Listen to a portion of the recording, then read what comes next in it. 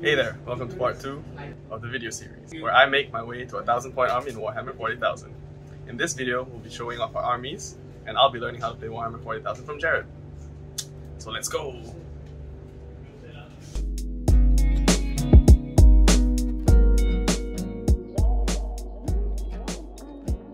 Hi, my name's Session. In the last video, I said that I was going to be starting the Necrons army. The reason I was intrigued by the Necrons was because I saw them being played on the tabletop once, and the way that they kept coming back over and over again was really cool. So for my 500 points army, I'm going to be starting with this guy, my lord. He's the commander of my entire 500 points army. His role is basically buffing the troops. Speaking of, this is my troop choice. These guys are Necron warriors. I have 20 of them in 2 separate units. Their main jobs is to flood the table and remove everything else off of it. These guys are Scopic destroyers. They're elites, which means they're really cool. They rush up to your face and they bash it in. And this little guy is called a Canoptic Plasmid Sight. And these guys help them do just that. I have 3 of these guys and 1 of the small guys. And these guys are Scarab Swarms. They're fast attack, which means they're okay. Their main job is just to hold objectives and be very small so that people can't see them. I have 3 of them. And that's my army. Hey guys, so you might or might not already know that I picked Adeptus Custodes for my 500 point army. Alright, so the reason why I picked them, if you haven't watched the first video, is that they are really awesome. They are the Emperor's chosen brothers, okay? Usually they'll all be in golden armor, but for my contingent, as you can see, I've painted them in the Solar Watch color of white and gold. Now, the reason why I chose them is because I like their playstyle. It's a really in-your-face kind of playstyle. What they do is they will drop in from golden light into the middle of enemy ranks and they'll just unleash hell there.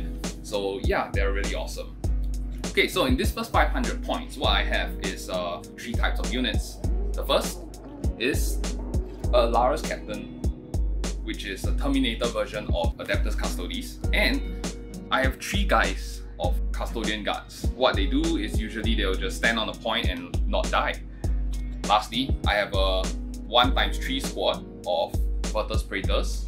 They are our bikers and they are really good at closing distance for reaching the other end of the board when I need to, if I need to. So in 500 points, it's actually a little bit different from what I'm used to, but what I am planning to do is I'm gonna set up this little captain in space. So what he can do is come down on turn 2 and he'll unleash hell in the enemy ranks like I mentioned just now. While these 3 guys who are nigh unkillable, they'll be standing on my own point, they'll be guarding my objective and not dying, so there's just no way they are gonna kick them off the point.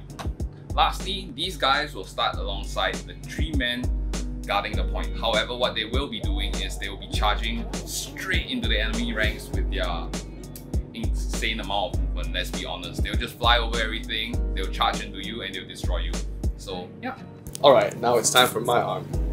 As you all know from the previous video, I picked Adeptus Mechanicus. The reason for me picking Adeptus Mechanicus as my starting army is, I'm into a lot of the mecha stuff, so the fact that these guys are kind of half machine and half human, it made me decide like, okay, I'm going to try this out because they seem really, really cool. And they're not the usual, oh, I'm just a human under armor. They barely have any armor and they're just mechanized humans that go and fight and shoot people. So that's really cool. My 500 point army, where I started, was with the start collecting box. So I'm going to have the Tech Priest Engines here as my HQ. So this guy's going to lead my army, he's going to heal wounds on certain units, on certain vehicles, because I have a vehicle as well. Then my troop choices, I have 1 unit of Cataphron Beachers. So these guys are big powerhouses that shoot from a distance, but they can also hold certain objective points for me in a very cool way. And they're like half human, half tank, so why not, right? Then I have the Skitari Rangers was my choice of build because I just wanted my guys to be shooting from afar, and they have these guns that give me double the shots when my target is half the distance that the gun can shoot, so that's pretty cool. And I like the look of their galvanic rifles, that's what it's called, so that's pretty cool. Then I have my Electro Priest, my elites. While everyone else has some cool other things, I have the cool Electro Priest. These guys are half naked priesty boys that glow with electricity. They are very, very brittle. They have 1 wound, so they die very easily.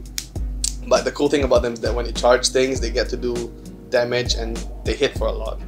And when they kill a unit, I get very, very good invulnerable save, which, you know, I'll explain later on. I have Cerberus Raiders. These guys are just gonna run across the map. Sam has his little bikers that run across the map. I have my horses that run across the map. They go around and kind of try to stop my enemies from characters. Tech Priest and Monsieur in this case. And then, last but not least, I have this Scorpius Dune Rider. These guys are gonna house my little Electro Priest, because the Electro Priest, as much as they're really cool and really good, they move really, really slow. So they need to be brought forward, disembark the thing, and that's when they can come in and smack people in the face. That's the goal of my army. And if you notice, my army is not the usual red and black color scheme. It's black with splash of red. So that's my army. And now that we've covered everyone's armies, let's go on to Jared. He's gonna teach us how to play Warhammer 40,000. Let's go. Hey, thanks for that, Gian. So here's a quick run through of a basic turn of Warhammer 40,000. For a more in-depth look at the rules and mechanics, check out one of the earlier videos I made a couple of months ago on our channel. It goes through why the numbers are that way, etc, etc. Okay, so here is the list of phases in the turn. We go through them one by one, but we run through them quite quickly here. Okay, so first of all is the command phase. During your command phase, you gain a singular command point. So these can be used to do a variety of things, but we'll gloss over that for now. And at the end of the command phase is basically when you score points for the primary objectives. So this time I have a few objectives, so I'm going to score a few points there. Okay, then we go next to the movement phase. Okay, so in the movement phase, each unit is able to move a certain distance. So we use a tape measure and we measure in inches. Yes, inches, not centimeters, because we are barbarians. So for example, these Zangons, they can move 6 inches, which is pretty standard. So I'll take this model and move him 6 inches, and I'll move his buddies to follow him as well. So once you move all the models that you want to, it's on to the psychic phase. For the psychic phase, usually a big chunk of armies skip this phase. You know, usually don't care about it. But fortunately for you, I play the Thousand Suns, and Thousand Suns are king of the psychic phase, arguably.